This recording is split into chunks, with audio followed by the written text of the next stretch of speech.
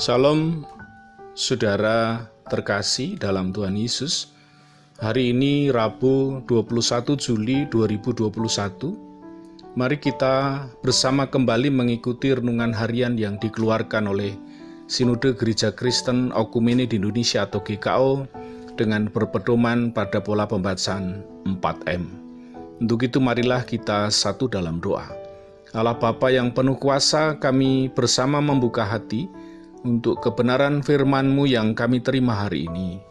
Dalam nama Tuhan Yesus kami berdoa menerimanya. Amin.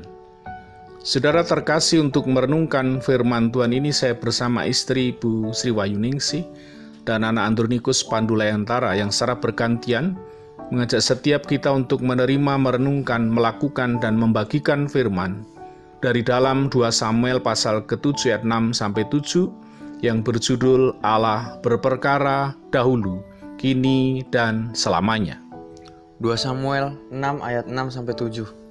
Aku tidak pernah diam dalam rumah sejak aku menuntun orang Israel dari Mesir sampai hari ini. Tetapi aku selalu mengembara dalam kemah sebagai kediaman.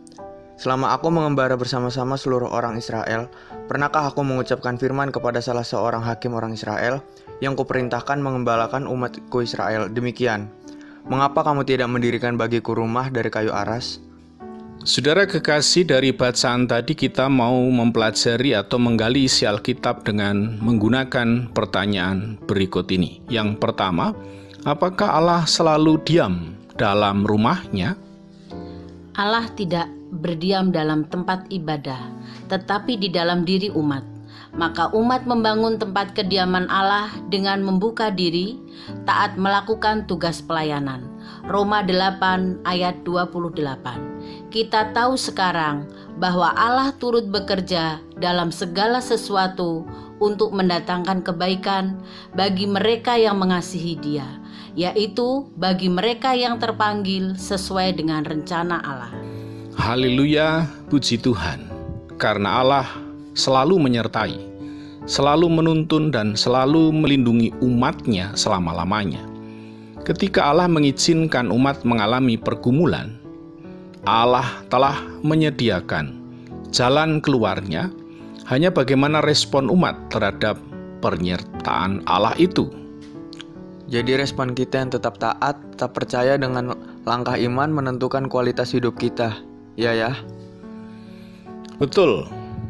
Kita harus terus berkarya dengan potensi, karunia, talenta, dan segala kebaikan Tuhan yang telah Tuhan berikan kepada setiap kita. Untuk itu mari kita masuk ke pertanyaan kedua. Apakah Allah selama ini mengembara untuk meminta kepada seorang hakim mendirikan rumah baginya? Lalu apa yang dilakukan Allah selanjutnya? Allah meminta umatnya selalu membangun hubungan pribadi dengan Allah untuk memastikan karya Allah nyata di tengah kemustahilan situasi. Seperti apa ya contohnya? Meskipun kita mengalami persoalan, situasi serba sulit, dan segala keterbatasan, kita harus tetap percaya karya Allah belum selesai di dalam hidup kita.